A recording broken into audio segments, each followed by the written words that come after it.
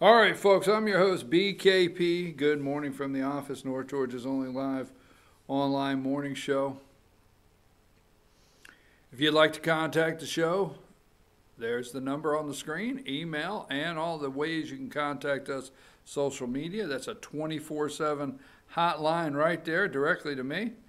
Let me see, I just got something said the New York Times. Let's see what the New York Times just posted. I was just seeing here. Looked like a New York Times obviously posting something very important concerning the president. Wait for it to come through there as it's loading. Trump and Putin have met 5 times. What was said is a mystery. Interesting. January 15th, it was yesterday. The first time they met was in Germany. They met 5 times. All right, look, the guy battles a daily negative, just daily. We'll talk a little bit before we close on the Gillette. Is that the best a man can get? Everybody's up in arms over the Gillette. Like I say, boys will be boys, right? That's what Grandma used to say, boys will be boys. All right. He's all boy. In the next presidential campaign, our country's going to be in the next presidential campaign. I swear to God, you wait till the Democrats get together. We're going to have questions concerning gender equality. Did you ever think you would live long enough to know that the next presidential campaign, or there'll be a presidential debate concerning gender neutrality,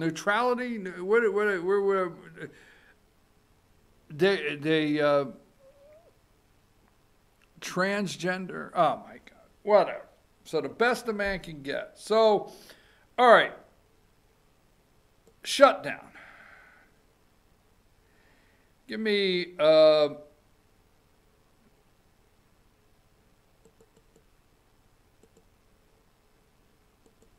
second here. Give me number 23. Associated Press, number 23. High drama, few results as Trump warns long shutdown. We're going to stay out for a long time if we have to, Trump said. We'll be out for a long time. The next one, 24. People are very impressed with how well government is working with the circumstances that we are under, Trump said. Oh, they're burned up over this. Number 25. Shutdown economic damage starts to pile up, threatening an end to growth. Economic damage. Number 26. Administration calls back nearly 50,000 workers. All right, now let's say this. Let's be clear, all right? Let's be clear. Let's go to number 27. Joe and Minka having a sad moment. Service members go unpaid during shutdown. First time in nation's history. And then let me have number 20. Let me go through CNN and then I'll get commentary. Okay. Number 31. Real people impacted by border wall funding. Impasse. Squeezed by the shutdown. Okay. Day 26, real people out there. And then we'll stop there, 1.2 billion for every week of the shutdown.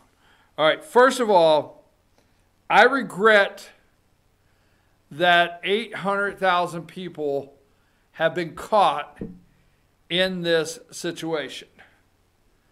Give me number 32. I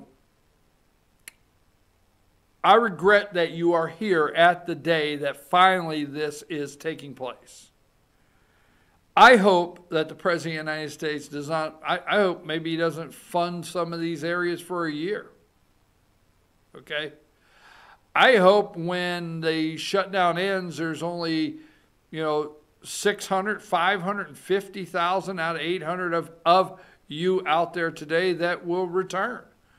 I hope they will not reinstate everybody. I hope this results, okay? Now listen, 1.2 billion, pay attention, for every week of the shutdown. Trump's looking for 5.7 billion, period. Now, first recommendation I have is for all 800,000 federal employees that are suffering. President's advisors' double projections on cost of shutdown. If you're hurting and suffering and going through so much, I suggest first all 800,000 of you call Nancy Pelosi's office and tell her, give the damn man $5.7 billion. See, because I'm going to tell you this. The 800,000 federal employees, they don't want to miss a paycheck. I know that. But let's say I'm going to go with 60% of them. Don't see a problem with the guy getting the $5.7 billion to build the wall. Guarantee that. But here's the thing. I don't want to hear sacrifice out of media. I don't want to hear suffering. I don't want to hear hurting. I don't want to hear any of that, okay? You're just going to have to put off that tattoo you wanted to get. You can't get that right now. You can't go to Comic-Con, all right? You can't go to Comic-Con. You can't buy, video games right now. You might have to cut back on some of those things. Hey, like the real world out here, when you don't have money, you don't have money. Now keep in mind, these federal employees, if they've been federal employees for any period of time, they know what the end of the year is like and the possibilities. They know that. If they've been a federal employee for some time, they have an IRA, okay? If they've been a federal employee for some time, they have some financial alternatives over a period of time. They do. Now, I don't know. Maybe they hit a hard time and they have to borrow $1,500 from their IRA to pay their mortgage. I don't know. But welcome to the real world, and that's just all there is to it. Now, as far as the media lying to you about TSA, first of all, TSA needs revamped, and the media lying to you about food inspectors. Let me tell you, and air traffic controllers, you don't have to come to work today. Call in the military. Oh yes. Our military has divisions that are totally trained in areas. If you think the air traffic controllers could walk out on Monday and flights don't go in the air on Tuesday, you're badly mistaken. If you think TSA security, of all people, if they walk out on Monday, that we can't man TSA and put it back, you're badly mistaken. Your National Guard could walk in as TSA tomorrow, and every state in the United States, the President of the United States could federalize the National Guard at any time. Period. Absolutely. He could do it. President of the United States could send the military to every airport in the United States, and they could be your TSA agents tomorrow morning. Period. President of the United States could send the military to every tower. How the hell do you think our stuff flies? He could send the military to every single tower in every airport in the United States tomorrow. And the flights will go on. Quit letting the liberal media that they are Democrat socialists. What you're seeing is the cracking of the Democrat socialist crumbling, and they can't take it. Look at the screen. Cost of government shutdown. $1.2 billion for every week of the shutdown. Government shutdown hurting economy. I said earlier in this discussion, when your economy's got to the point that the government is going to hurt it, you need to pay attention to the screen and look at your local economy in your county. We are sitting on a whole nation of the economy of the entire nation is on a crumbling point at any given minute. If we don't continue to print money, rake in taxes, and give to overbloated bureaucracies from city, county, state, and federal government. That's right. Unfund your county government for 60 days. Your local economy collapses. We have gotten to the point in the United States of America that if we cannot fund our governments, no matter what level they are, it is something that could cause us to go into an economic collapse. $1.2 billion. Now, we have a multi-trillion-dollar economy, and $1.2 billion is just a blip. But you see this is a week, every week. And what this is exposing is the Democrat socialists of the United States and where we've gone to.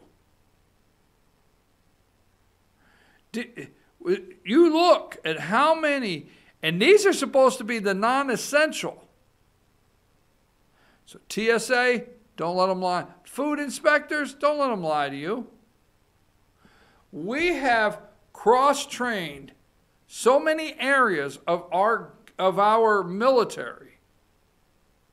I don't know about federal food inspectors, but I will tell you this. Don't get concerned one day about TSA, and don't get concerned one day about air traffic controllers. And there's probably out of the 800,000, there's probably, several thousand that I regret you're caught in the middle of this. But wouldn't it be nice if out of 800,000, only 500,000 went back to work and we figured out how to manage? That'd be pretty nice, wouldn't it? Look what we could save. So $1.2 billion a week. Donald Trump wants $5.7 billion. Democrats want open borders. You're not going to see this anywhere else. They send my man. They always send my man. You got to give it to him, man. I wouldn't do it. I don't know if I want this assignment. Go to number 35. They always send my man Griff Jenkins. Okay? Huh? Okay. All right. They always send my man Griff Jenkins. He's trying to bring it up. Because the only people that are talking about this is Fox. There's a caravan that's left Honduras, all right? So Griff Jenkins goes and he interviews the Honduran international something, whatever their official, whoever their official is there. And they tell Griff Jenkins they do not encourage these people to leave to head to the United States. There you go. Caravan swells to 2,000 migrants. 2,000. All right? And it's already left Honduras, and they're getting to the El Salvadoran border. Now, as long as the Hondurans have, all right, as long as the Hondurans have their papers, they have an agreement with El Salvador that they can cross the border. So El Salvador will let them in. But it's grown to 2,000. It's another caravan is headed this way. Coyotes tell them they can get them into America and get them asylum. All right, they charge somewhere around $5,000. We find out a good portion of these kids do not belong to the adults that are going, because they know when they leave Honduras, they need the kids. They need the kids. The kids are a winner for them. So they got to get kids, all right? And there's families that will send their kids, hopefully, for a better life that they can't go, but they'll send their kids. If they can get them in here, we'll take care of them. They have no mom, dad. They have no family in here, and we've got to search for family in here, chain migration. But the long story is there's actually, sorry about that, didn't have this turned off.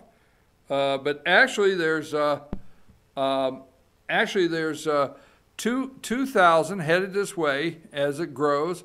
When they get to El Salvador, okay, they get to El Salvador, the next stop is Mexico border, and we'll see what happens there.